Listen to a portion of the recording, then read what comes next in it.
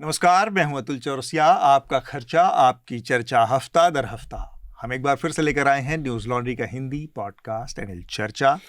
आज की चर्चा में हम बातचीत करेंगे वोट चोरी के जो नए आरोप, जिसको एच बॉम्ब के नाम से बहुत समय से प्रचारित किया जा रहा था कांग्रेस पार्टी की तरफ से, वो सामने आ चुका है। राहुल गांधी ने एक प्रेस कॉन्फ्रेंस करके जानकारी दी है कि किस तरह से हरियाणा के जो चुनाव थे उन चुनावों में वोट चोरी की गई। उनमें बहुत तरीक़ों से जो इलेक्टोरल रोल है, जो मतदाता पत्र है, उसमें हेरफेर की गई, उसमें गड़बड़ियाँ की गई और उससे जुड़े उन्होंने बहुत सारे सबूत देने की कोशिश की है।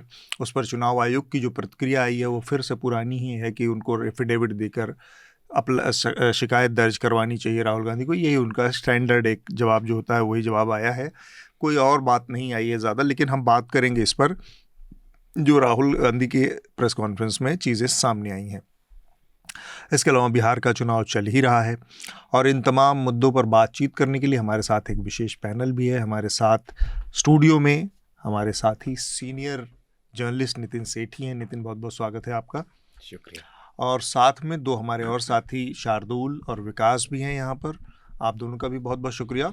नमस्कार। थोड़ी देर में हमसे बिहार के एक पत्रकार तंजील आसिफ जुड़ेंगे और बिहार की जो पूरी राजनीतिक सरगर्मियां हैं, वहाँ पर जो कुछ चल रहा है, पहले चरण के चुनाव के बाद, पहले चरण के मतदान के बाद जो स्थितियां हैं, 121 सीटों पर 6 तारीख यानी कल मतदान हुआ है और हिस्टोरिकली कहा जा रहा है अब तक का जो इतिहास रहा है बिहार का, उसमें सबसे ज़्यादा मतदान हुआ है 65% से थोड़ा सा ऊपर 65%। तो जो एक कन्वेंशनल विजडम है इलेक्शन से जुड़ा, वो कहता है कि जब बहुत ज़्यादा मतदान का प्रतिशत बढ़ता है या होता है तो वो लोगों के एंगर को दिखाता है, लोगों के फ्रस्ट्रेशन को दिखाता है और बदलाव की बात करता है। क्या बिहार उस कन्वेंशनल विजडम के साथ जाएगा या कुछ नई चीज़ें आएंगी, इस पर भी हमारी नज़र होगी। तो तंजील एक बार जब जुड़ेंगे तो उनसे हम बिहार की भी बात करेंगे। हमारा बिहार चुनाव से जुड़ा जो एनएल सेना प्रोजेक्ट है वो जारी है। आप हमारे इस प्रोजेक्ट को पूरा करने में मदद करें, क्योंकि न्यूज़ लॉन्ड्री बिना किसी विज्ञापन के सिर्फ और सिर्फ सब्सक्राइबर्स के दम से अपनी पत्रकारिता करता है। आप जैसे तमाम सब्सक्राइबर्स जो हमारे तमाम एनएल सेना प्रोजेक्ट को मदद देते हैं, उनके ज़रिए वो सारी ग्राउंड रिपोर्ट, वो तमाम जो शोज़ हैं या फिर वो इंटरव्यूज़ है वो हम आप तक ला रहे हैं। तो इसको पूरा करने में मदद करें। आपको मेरे बगल में आपको एक QR कोड भी दिखेगा, ये हमारे एनएल सेना का QR कोड है। इसको पूरा करें ताकि हम अपनी इस कवरेज को और आगे ले जा सकें। और आप लोग लेटर ज़रूर भेजें, आपके पत्रों से हमें बहुत मदद मिलती है चर्चा को सुधारने में। इसमें क्या चीज़ें सही लगती हैं आपको, क्या गलत लगती हैं, क्या बदलने की ज़रूरत है, ये सारी चीज़ों को समझने के लिए बहुत ज़रूरी है कि आपके फीडबैक हमें आते रहें। आज 7 नवंबर है, राष्ट्रगीत वंदे मातरम के आज 150 साल पूरे हो गए। इस मौके पर प्रधानमंत्री मोदी ने इसकी स्मृति में एक पोर्टल जारी किया, साथ ही एक सिक्का और एक डाक टिकट भी जारी किया है। उन्होंने उन सभी स्वतंत्रता सेनानियों को भी नमन किया जो वंदे मातरम की आत्मा को अपने हृदय में रखकर देश के लिए शहीद हुए।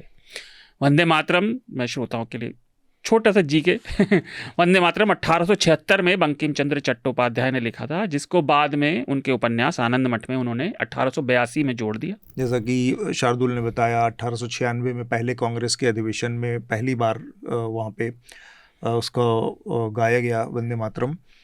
लेकिन मूल रूप से वंदे मातरम का जो राष्ट्रगीत का दर्जा जो जिस हिस्से को है वो शुरुआत के 2 स्टैंजा है जिसको राष्ट्रगीत का दर्जा है, और उसका जो प्रोटोकॉल है, उसका जो सम्मान है वो राष्ट्रगान यानी जनगण मन के बराबर ही दिया जाता है। तो काफ़ी इसको लेकर बहस भाई साहब हुआ और एकदम आखिर में जाकर संविधान सभा ने इसको एक रास्ता निकाला कि दोनों के बीच में क्या तय किया जाए। तो जनगण मन को राष्ट्रगान का दर्जा चूँकि दिया जा चुका था, इसको राष्ट्रगीत के तौर पर मान्यता दी गई। और अमूमन ये आखिर में जब कोई कार्यक्रम सरकारी जो आयोजन होता है भारत सरकार का या सरकारों का, अंत में वहाँ पर वंदे मातरम होता है। तो ये इसका प्रोटोकॉल है। लेकिन आज मैं जब प्रधानमंत्री को सुन रहा था तो मुझे एक तो मुझे बड़ा अफसोस कि ये क्या आदमी है कि इस आदमी से अगर एक क्षमता, एक गुण वापस ले लिया जाए कि लड़ाने का, बंटवारा का, नफरत या 2 चीज़ों के बीच में दो फांक करना या दूरी बढ़ाने का, ये केवल गुण इस आदमी से वापस ले लीजिए तो इस आदमी के पास पॉलिटिक्स के नाम पर कुछ बचता ही नहीं।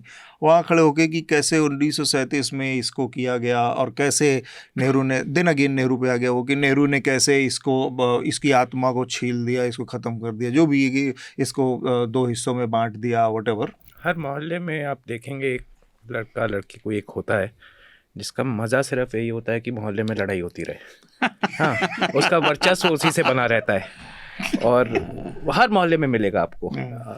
उम्मीद होती है कि शहर के नेता, देश के नेता ऐसे हों जो जोड़े, हाँ, जो हर रोज़ लड़ा के अपना वर्चस्व ना बनाएं पर लोगों को साथ जोड़ के। और लीडरशिप उसी को बोली जाती है, अच्छी लीडरशिप तो वही होती है जो देश को, खास करके ऐसे देश में जहाँ पे बहुत अलग किस्म के विचार हैं, अलग किस्म की सोच है, उन सबको साथ रखने के लिए आपको लीडर वो चाहिए जो, जैसे आप बोल रहे थे, हम दूसरे लोगों के फासले कम करें। और फासले कम करने में नेगोशिएशन बहुत ज़रूरी चीज़ होती है। Of course. पर अब आप सही बोले कि आदत है, ये मोहल्ले के वो बच्चे हैं जो लड़वाएंगे नहीं तो हफ्ता पूरा नहीं होगा। और हमारे अखबार भी ऐसे हैं और टीवी भी ऐसे हैं कि अगर उनको ऐसी एक सुर्खी नहीं मिलेगी तो जो असली खबरें वो छुपाएंगे कैसे। वंदे मातरम ऐसा नहीं है कि जो अकेला पूरा नहीं गाया जा रहा है, जनगण मन भी पूरा नहीं गाया जाता है, क्योंकि पूरा गाने के लिए आपको 8 से 10 मिनट का समय चाहिए, और सरकारी कार्यक्रम हैं या बाकी सब चीज़ें हैं तो समय भी एक मर्यादा होती है। तो एक तो आप वो नज़रिया भी है कि उसमें जो इसके कुछ ही स्टैंजा इस्तेमाल किए गए हैं उस गीत के, तो वो भी है उसमें। जनगण मन भी हम पूरा नहीं गा रहे हैं और वंदे मातरम तो है ही। तीसरा जो उसमें जो अगले स्टैंजा हैं जिनमें ये जिक्र है कि माँ देवी दुर्गा आप ही सब हैं और आप ही की हम मूर्ति पूजा कर रहे हैं, तो ये बात सही है। जब हम अपना संविधान सभा में हो रही थी सब चीज़ें और तब डिसाइड हो रहा था, तो मूर्ति पूजा एक अपने आप में डिबेट का विषय था, क्योंकि नास्तिक भी हैं सारे, तो हिंदू भी मूर्ति पूजा नहीं कर रहे हैं, सब लोग तो उस तरीके से देख भी नहीं हैं, और धर्म का तो एक उसमें विषय है ही। तो मुझे लगता है कि अननेसेसरी जो है एक बहस है, उसको जानबूझ के उस तरीके से मतलब एक नया टॉपिक जो है वो देने की वो है कोशिश है। आज आप 75 साल 70 साल पुरानी चीज़ों पे शिकायत कर रहे हैं तो ये आपकी प्रॉब्लम है, वो बात जा चुकी। आज जनता के जीवन से जुड़े कहीं ज़्यादा ज़रूरी मुद्दे हैं। जो आपने बात कही कि हर चीज़ में जो मैं पहले कमेंट भी कर रहा था रिकॉर्डिंग शुरू होने से पहले कि यार हर चीज़ में लड़ाई हो जाती है, हर चीज़ में ये नुक्ताचीनी क्यों करनी। और नेहरू जी, अरे भैया उस आदमी को मरे हुए इतने दिनों का, अब छोड़ दो ना, जाने दो चीज़ों को। दूसरों की अच्छाई याद रखनी चाहिए, बुराई तो अपनी बहुत है ख़त्म करने को। तो लेकिन ये राजनीति का तरीका है, ये हीन भावना भी है, इसे आप कुछ भी कह सकते हैं। तो हम अपने जो हमारा अगला और मुख्य विषय है उस पर आते हैं। राहुल गांधी ने अपना जो अभियान है ये वोट चोरी का, उससे जुड़ा एक्सपोजे का, उस पर अपना तीसरा प्रेस कॉन्फ्रेंस, जैसा शार्दुल ने बताया, उसको कर दिया है। और एच बॉम्ब के नाम से इस चीज़ को बहुत हाइप किया गया था। हरियाणा से जुड़ा ये एक्सपोजे था जिसमें जो महत्वपूर्ण चीज़ें निकल के आई वो ये है कि बड़े पैमाने पर हरियाणा के चुनावों में वोट चोरी या वोट के उसमें हेराफेरी की गई, और मतदाता पत्रों में जो नाम है, जो वोटर्स हैं, उसमें हेरफेर की गई। किस तरीके से की गई उसमें उन्होंने जानकारियां दी हैं। वो जानकारी इस तरह की, जैसे एक उन्होंने ब्राज़ीलियन एक महिला है, उनका फ़ोटो एक ही बूथ, एक ही कंस्टिट्यूंसी के विधानसभा क्षेत्र के 10 अलग अलग बूथ पे 22 जगह पे मौजूद है वो महिला। प्रथम दृष्टया एक चीज़ समझ में आती है कि कोई ब्राज़ीलियन कोई महिला की फ़ोटो एक ही कंस्टिट्यूंसी के 10 अलग अलग बूथों में किया गया है, तो किसी ने ये करवाया होगा, या किसी एक महिला का 100 से ज़्यादा जगहों पे इस्तेमाल हो रही है फ़ोटो। तो ये देख के लगता है इलेक्शन कमीशन जो रवैया इस पर है वो अपने आप में बड़ा चिंताजनक रहता है। हमेशा उसका ये कहना है कि आप एफिडेविट दीजिए, शिकायत दर्ज कराइए। आपको जब पहले दे दिया गया था मतदाता पत्र, तो आपने उस समय कोई शिकायत क्यों नहीं दर्ज करवाई? ये वैलिड वो जवाब है नितिन? फालतू है, एकदम फालतू है। आप देश की किसी पॉलिटिकल पार्टी पे रिस्पॉन्सिबिलिटी छोड़ रहे हैं कि आप देश का वोटर रोल साफ करें।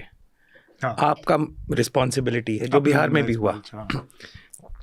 तो इलेक्शन कमीशन किस लिए है? और उसकी जो इतनी आर्मी है BLOs की, और इस बार तो बोला गया हमने लाखों वॉलंटियर्स भी बिहार में लगवा दिए हैं साथ में। तो अगर रिस्पॉन्सिबिलिटी आपकी नहीं है, आप हमारे पब्लिक सर्वेंट है जिसको हमने हायर करके वहाँ रखा है, एक काम करने के लिए रखा है। आप बोलें कि कॉन्स्टिट्यूशन में मेरे पास पूरा डिस्क्रिप्शन है जो है कि मैं इलेक्शन जैसे कराना चाहूँ कराऊँ, लेकिन गड़बड़ हो तो पॉलिटिकल पार्टीज ठीक कराएं, वो नहीं कराएं तो वो रिस्पॉन्सिबल है। ये तरीका नहीं है। ये तो सरकार भी फिर शुरू कर देगी अगले दिन की भाई स्कीम मैंने चला ली, स्कीम में करप्शन है तो आप बताएंगे, मेरा काम नहीं है उसको चेक करना, आप नहीं बताएंगे तो मैं करप्शन चलने दूंगा। हाँ, तो ये मतलब लॉजिक ही नहीं है इसमें कि आप पॉलिटिकल पार्टी जिसका काम अपनी पॉलिटिक्स चलाना है उसको आप बोलें कि आप हमारा वोटर रोल साफ करते रहे। जो निश्चय की कमी है कि हम पारदर्शिता नहीं देंगे आपको, सवाल पूछना हमारी गरिमा गिराना, जबकि सवाल पूछना किसी भी ऐसी संस्था से जो सरकारी पैसे से, जनता के पैसे से चल रही है, जो सरकारी का मतलब है जो जनता के लिए है, जो संवैधानिक है, उसे तो आइडियली नेताओं को भी जवाब नहीं देना चाहिए। लेकिन ये है पुराने ब्यूरोक्रेट। तो सामंतवादी और चाटुकारिता ना एक ही सिक्के के दो पहलू हैं। जैसे वो माता बहनों की बात कर रहे थे, अब इनसे कोई पूछे एक संवैधानिक पद पर बैठे हुए व्यक्ति को ऐसी चमचागिरी करनी चाहिए क्या? नहीं करनी चाहिए। वो यही तो कह रहे थे, ऐसी बातें करनी चाहिए कि भाई तुम्हें चमचागिरी करनी, तुम्हारे अंदर जरा सा भी सारा विवेक आपका मर चुका है कि आप भारत के संविधान की शपथ ले रहे हैं और आप ये भी बताने को तैयार नहीं है। सीसीटीवी फुटेज की महत्ता ज्यादा पब्लिक की नजर में इसलिए आई क्योंकि वो चंडीगढ़ वाला जो हुआ था 1.5-2 साल पहले, तब से सीसीटीवी फुटेज आप देंगे ही नहीं। अब आप राहुल गांधी की प्रेस कॉन्फ्रेंस में आई थिंक अगर आप क्रिटिकली हम बोलें, जैसे शार्दुल आप भी बोल रहे थे, एक की जिनके पास 2 या 2 से ज़्यादा वोटर आईडी कार्ड्स हैं और जिसमें फ़ोटो गलत लगी है, ये क्लियरली सीरियस इशू है। हमारे एक्सपीरियंस में, मैं गलत भी हो सकता हूँ हरियाणा के केस में, बट बिहार में जो हमने देखा, जो लोग आपको 800 900 600 लोग एक घर में क्लब कर दिया गया है, उसमें अमूमन हमने पाया कि ज़्यादातर लोग हैं उनके एड्रेस गलत हैं, वो वेरीफाई नहीं हो सकते इसलिए अगर कोई चाहे, और उसमें कभी कभार कुछ फ्रॉड भी आता है। तो ऐसा नहीं कि वो 200 के 200 फ्रॉड हो गए, पर 200 में 4 छुप गए तो आपको पता नहीं चलेगा कभी। तो वो एक लोअर डिग्री ऑफ रिस्क है, लेकिन वो भी वैलिड है और लॉ बोलता था कि वो चेक होना चाहिए, जो नहीं हो रहा है। और अब इनके ज्ञानेश कुमार जी के टोन से लगता है कि चेक करेंगे ही नहीं। हाँ। जो बहुत चिंताजनक है। एसआईआर पे जो बात हुई थी, जो पिछले दिनों एसआईआर अनाउंस हुई, तो इलेक्शन कमीशन ने कहा कि हम फेज वाइज जो है सब जगह करेंगे। तो उन्होंने 2003 का और 2002 का जो है वो लिस्ट बाहर निकाला, वो कैप डाली कि यहाँ से इलेक्शन कमीशन की शुरुआत हुई। 2003 और जब ये दौर था तो उस वक्त मैं जो है स्टडी कर रहा था, और तब मैंने देखा कि हमारे यहाँ जब होगा एसआईआर तो मेरा नाम तो नहीं होगा, नेचुरल सी बात है, मैं नहीं। तो मैंने कहा कि मेरे माँ बाप का नाम होगा लिस्ट में। तो जहाँ हम अभी शिफ्ट हो गए हैं, वहाँ रह रहे हैं शहर से बाहर निकल के, वो एरिया ही पूरा 20 साल में डेवलप हुआ है। वहाँ की लिस्ट में जो है मात्र 600 नाम हैं और उसमें भी 5 वार्ड बन गए हैं। वो सारे लोग कैसे प्रूफ लेके आएंगे अभी की एसआईआर में? हम जिन लोगों ने 3 इलेक्शन में तो मैं वोट डाल चुका हूँ, वो आपको 12-13 डॉक्यूमेंट में से वो सारे दिखाने पड़ेंगे। वो एक तो वो इशू, दूसरा ये है कि जो डुप्लीकेशन की बात आप कर रहे हैं, आधार तो बायोमेट्रिक है, आधार है, उससे तो एकदम से आसानी से हो जाएगा। आधार से क्या समस्या हो रही है इलेक्शन कमीशन को? था ना कि भाई आपने इतना बड़ा आयोजन किया आधार को कि बायोमेट्रिक हो जाए और उससे बहुत सारा आपका जो छेद्स हैं, जो होल्स हैं, आप उसको प्लग इन कर लेंगे, हर आदमी का बायोमेट्रिक डाटा से 1 मिनट में ट्रेस हो जाएगा। वो हुई नहीं। और यहाँ पर मैं यही कह रहा हूँ कि बहुत सारे लेवल पे जो इलेक्शन कमीशन का इंटेंशन है वो प्रॉब्लमेटिक है। आप सीसीटीवी बहुत कन्वीनियंटली कह देते हैं कि वो डिलीट कर दिया हमने, आप वो डुप्लीकेसी वाला सॉफ्टवेयर यूज करना बंद कर चुके हैं, आप ये आधार को एज अ डॉक्यूमेंट मान ही नहीं रहे हैं, आप अपने द्वारा दिए गए आई कार्ड को भी, वोटर आई कार्ड को भी प्रूफ नहीं मान रहे। कुल मिलाजुला के आपका जो पूरा रवैया है वो केवल ये दिखाता है कि जो इलेक्शन कमीशन का सोल कोर विजन मोटिव था कि एक भी आदमी वोट देने से छूट न जाए, यहाँ पे क्या है कि आपने सारा का सारा बर्डन वोटर पे डाल दिया कि तुम प्रूव करो हो, नहीं तो तुमको हम बाहर कर देंगे। बिहार में चुनाव चल रहे हैं और पहले चरण का मतदान हो चुका है। वहाँ पर ऐतिहासिक रूप से काफ़ी ज़्यादा मतदान पहली बार दर्ज किया गया, 65% के आसपास जो 121 सीटों पर मतदान हुआ है। और इस पहले चरण में जो महत्वपूर्ण कैंडिडेट हैं उसमें सारे लोगों का चुनाव हो चुका है, जिसमें तेजस्वी यादव आदि तमाम नेता हैं। तो तंजील हमारे साथ जुड़ गए हैं। तंजील मैं मीडिया के नाम से, जो सीमांचल बिहार का इलाका है, उस इलाके में एक डिजिटल मीडिया प्लेटफॉर्म चलाते हैं। तो कुछ बिहार में जो अब सेकंड फेज़ में जो मतदान जहाँ पे होना है वहाँ पर किस तरह के मुद्दे हैं, किस तरह के कौन कौन महत्वपूर्ण चेहरे हैं जिनके फैसले होने वाले हैं? तो सीमांचल के जो बड़े नेता हैं, पहले तो जो कांग्रेस के विधायक दल के नेता हैं शकील अहमद खान, वो कटिहार के कदवा से विधायक हैं। इम्पोर्टेंट फेसेस की अगर बात करें, उनके खिलाफ जदयू ने पूर्व सांसद कटिहार के हैं दुलाल चंद्र गोस्वामी, उनको उतार दिया है।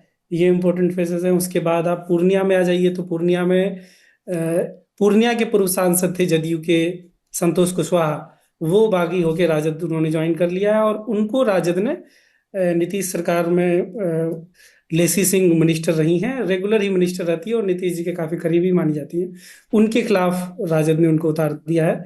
उसके बाद पूर्णिया में ही जो AIMIM के प्रदेश अध्यक्ष हैं, पूर्णिया के अमौर से विधायक हैं वो, उनके खिलाफ फिर कांग्रेस ने पुराने कैंडिडेट हैं 6 बार के विधायक कांग्रेस के, जलील मस्तान को उतारा है। तो अख्तरुल इमान, जलील मस्तान, और जो जदयू के कैंडिडेट हैं वो, उनके पास ये रिकॉर्ड है कि बीजेपी के टिकट पर जीतने वाले अकेले मुस्लिम विधायक बिहार के वो रहे हैं 2010 में, तो वो जदयू के कैंडिडेट हैं।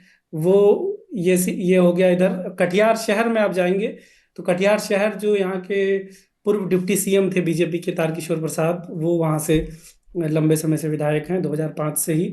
उनके खिलाफ बीजेपी ने उनके खिलाफ महागठबंधन ने बीजेपी के ही एक बड़े नेता हैं अशोक अग्रवाल, वहाँ पे उनके बेटे को VIP के टिकट पर खड़ा कर दिया है, और उनकी बीजेपी और बीजेपी के जो और सिस्टर ऑर्गेनाइजेशंस होती हैं उनमें काफ़ी पकड़ मानी जाती है।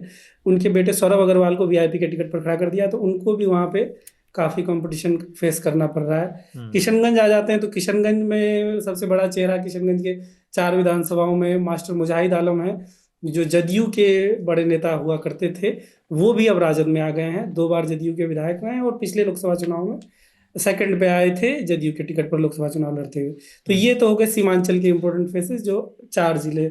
और मुद्दे, इशूज जी, इश्यूज की बात करें तो अभी भी प्राइम मिनिस्टर मोदी का आप लास्ट 2-3 दिन की सभाएं देखेंगे कटिहार और अररिया, तो प्राइम मिनिस्टर मोदी और बीजेपी अब तक बहुत ज्यादा फोकस्ड है कि घुसपैठ को ही मुद्दा बनाए। कितने घुसपैठिए होंगे उस साइड में? वही SIR से जबकि ये साबित हो गया कि कुछ भी नहीं है, फिर भी आप देखेंगे कटिहार में मोदी जी ने बिल्कुल लगभग 5 मिनट डेडिकेट किया सिर्फ इसी मुद्दे पे। और ऐसे ही नहीं बल्कि ये कह के डायरेक्ट उन्होंने ऐसे स्पीचेस में ऐसी बातें कही कि क्या आपका राशन घुसपैठों को दे देना चाहिए। दूसरी चीज़ है जो पूरे बिहार में चल रहा है, एक रोजगार बहुत बड़ा मुद्दा है। और रोजगार इस चुनाव में क्योंकि पार्टियों ने रोजगार पर बोलना शुरू किया है और वादा किया जा रहा है रोजगार का, और खासकर तेजस्वी ने जब ये बात बोल दिया है कि हर घर सरकारी नौकरी, तो ये सुनने में बहुत ज़्यादा अट्रैक्टिव एंड फैशनेबल लगता है कि कोई भी घर बिहार का ऐसा नहीं रहेगा जिसमें सरकारी नौकरी नहीं रहेगी। तो ये, और लोगों को समझाना ये बहुत ईजी हो गया है, तो ईजीली लोग रेजोनेट करते हैं, सरकारी नौकरी की बात बहुत जल्दी लोगों के दिमाग में बैठ जाती है। तो ये वाला चीज़, इस चीज़ की चर्चा बहुत ज़्यादा है। ये बिहार का एक तरह से आप दुर्भाग्य भी कह सकते हैं कि विपक्ष में भी अभी भी झूठ बोल रहे हो। ये सरासर झूठ है। हर परिवार से आप दे नहीं सकते नौकरी, कुल में ले दे के वो 22 लाख नौकरियां ही हैं। क्या आप बाकियों को निकाल देंगे तब नहीं नौकरी देंगे? कैसे होगा वो असंभव है। उसका तरीका है कि सरकारी नौकरी क्या होती है उसकी डेफिनेशन बदल दी जाएगी। अगर आप 60 दिन भी साल में काम किए तो आपको बोला जाएगा कॉन्ट्रैक्ट पे। तब भी हर परिवार में एक नौकरी देना इस सिस्टम में, लाइक आइडियल सिचुएशन में, हाइपोथेटिकल में वो हो सकता है, उसमें भी बहुत आप उसे स्टैटिस्टिकली जस्टिफाई नहीं कर पाएंगे। और वो भी 20 दिन के अंदर कह रहे हैं ना, 20 दिन के अंदर हम कानून लाके उसे 20 महीने में इंप्लीमेंट करना शुरू कर देंगे। अगर विपक्ष से सही से लड़े तो लड़ने को बिहार में बहुत कुछ है। जब मैं पढ़ रहा था और उनके बयान पढ़ रहा था तो मुझे यही समझ आया कि ऐसे ऐसे वादे भाजपा ने भी ऐसे सब्ज़बाग दिखाए हैं कि वो AI के, जब हम बात कर रहे थे SIR से रिलेटेड, जब चुनाव आयोग से रिलेटेड पिछले विषय पर, AI का हब बनाएंगे बिहार को और डेटा बैंक्स का। अरे यार, तुम पानी पहुंचा नहीं पा रहे, AI का हब बनाओगे, कम से कम ज़मीन से जुड़ी बात तो करो। इतनी खतरनाक बातें करते हैं कि जैसे अब बस 5 साल में स्वर्ग बन जाएगा, तो पिछले 20 साल में क्यों नहीं हुआ, ये कोई पूछने वाला नहीं। वो स्वर्ग के आउटर पे पहुंच गए। आउटर पे पहुंच गए। शाहदुल आप बोल रहे हैं, इसका एक वरी जो सबको होना चाहिए, सिर्फ बिहार में नहीं, कि अगर आपकी राजनीति इस तरफ जा रही है, हाँ, जहां आप खरीदने का वोट भी पैसे पहले 500-200 रुपए बिहार में कम है, कई स्टेट्स में होता था कि नेता अपनी जेब से देते थे जी, अब आपने वो भी सरकार की जेब से निकाल दिया।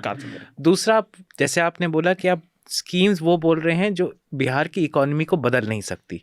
अगर आप कोई भी पार्टी हो, चाहे कांग्रेस है या बीजेपी है, तीसरा भी हो, बोले कि अब सारा काम सरकारी नौकरियों से होगा, कि पूरी इकोनॉमी सरकारी नौकरियों पे चलेगी, जी सबको पता है कि किस रास्ते ले जाएगा आपको, है ना, जी। कि या तो होगा नहीं, और हो गया तो होने से और नुकसान होगा। डिजास्टर हाँ, हो जाएगा। हाँ, तो ये चिंता ये है कि आपकी अगर 2 बड़ी पार्टी देश की इस रास्ते पे निकल पड़ी तो ये हर जगह रेप्लिकेट होगा और उसका कॉन्सिक्वेंस पूरी इकोनॉमी पे आएगा। जो हम बात करें सारी नगद देने की और सब की, इसमें मुझे लगता है कि ये तो सब हमेशा से रहा है, सिर्फ स्वरूप बदला है। इस बार थोड़ा पैसे दिए जा रहे हैं, वो एक दूसरे सेक्शन को दे रहे हैं, महिलाओं को। जैसे हम लोकल इलेक्शन में देखें तो दारू बढ़ती थी, किस लिए बढ़ती थी सबको पता अभी है, भी बढ़ रही है। अभी भी बढ़ती है, लेकिन अब थोड़ा सा दूसरे तरीके से। अब भाई आप डायरेक्ट दारू से वोट नहीं खरीद सकते, पकड़ी जा रही है, इलेक्शन कमीशन में चला जाता है, ये वो सारी चीज़ें और चीज़ें। हाँ, तो अब अच्छी थोड़ा नहीं सा मिल रही अब बिहार हाँ, में। अब आप थोड़ा पुलिस दूसरा वाले पहले तरीका ले गए ढूंढिए सारे। उसका, तो मुझे लगता है। अब ये लेकिन तो- ये उससे तो इलेक्शन इनका कितना प्रभावित आजमाया होते हुआ थे, ये भी फार्मूला सवाल हो है। गया बिहार में तो दारू चूहे भी पी गए थे, वो गोदाम में रखे थे थाने ये तो में। खैर अलग बातें हैं। मैं कह रहा हूँ उससे इलेक्शन कितना ही प्रभावित होते थे। बहुत से लोग उसमें भी ऐसे थे जो आपसे भी पेटी ले रहे हैं, इधर से भी पेटी ले रहे हैं, वोट वहीं जाएगा जहाँ उनको देना है। हाँ, तो ये फार्मूला तो केजरीवाल ने दिया था ये ना कि मुझे पैसा सब हाँ, जगह से लेना, वोट हमको दे हाँ, दीजिए। वोट हाँ, हमको दे और ये ना प्रियंका हर- गांधी ने भी यही कहा इस बार भी कि ठीक है वो 10,000 दे रहे हैं, आप ले लीजिए, वोट आप सोच समझ के दीजिए। मुफ्त में बस इतना ही।